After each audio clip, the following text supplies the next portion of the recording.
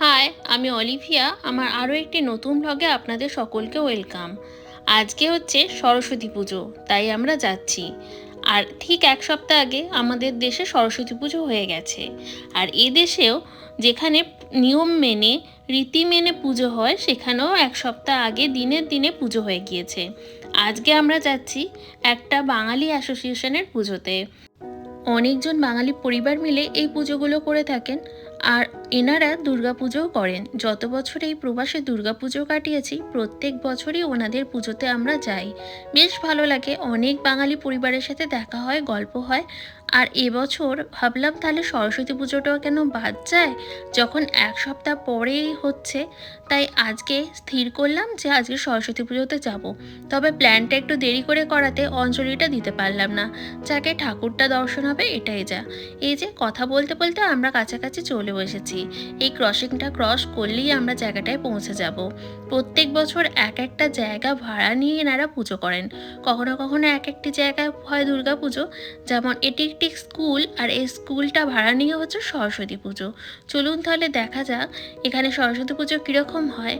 আর যেহেতু হচ্ছে স্কুলে, বেশ আমাদের দেশের মতো ফিল আসছে। মনে হচ্ছে যেন এদেশের স্কুলেও পুজো হচ্ছে সরস্বতী পুজো, আর সব স্টুডেন্টরা মিলেই যেন পুজো করছে। এই যে আমরা স্কুলের ভেতরে ঢুকলাম, আর দূরে সবাইকে শাড়ি পরে দেখে পুরো মনে হচ্ছে যে স্কুলের মধ্যে যেন সব প্রাক্তনীরা এসেছে, তাই না? এখানে এসে দুই বন্ধুর সাথে দেখা হয়ে গিয়েছে। চলুন এবার একটু গল্প হবে আর খাওয়া দাওয়া হবে। আর এখানে দেখুন একটা ছোট্ট করে ঠাকুরের মণ্ডপ করা হয়েছে, চলুন ওটাই দেখিয়ে দিই আপনাদেরকে। এই যে বেশ সুন্দর করে ফুল দিয়েও সাজিয়েছে। আর ঠাকুরের মুখখানি দেখুন কি ভালো লাগছে না। এদেশেও যে এরকম সরস্বতী ঠাকুরের পুজো হবে, সেটা সত্যিই ভাবা যায় না। যবে থেকে হাতে ফোন পেয়েছি, তবে থেকেই আমরা বেরোলেই সরস্বতী পুজোতে কতই না ছবি তুলে রেখেছি ফোনের গ্যালারিতে।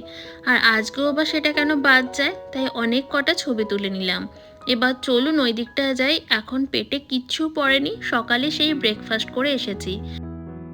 এই দেখুন এক প্লেট সাজিয়ে নিয়েছি খিচুড়ি, আলু ফুলকপির তরকারি, আরও একটি আলু বেগুন দিয়ে পাঁচমিশালি তরকারি, তার সাথে চাটনি। চলুন আস্তে আস্তে খেয়ে নিই।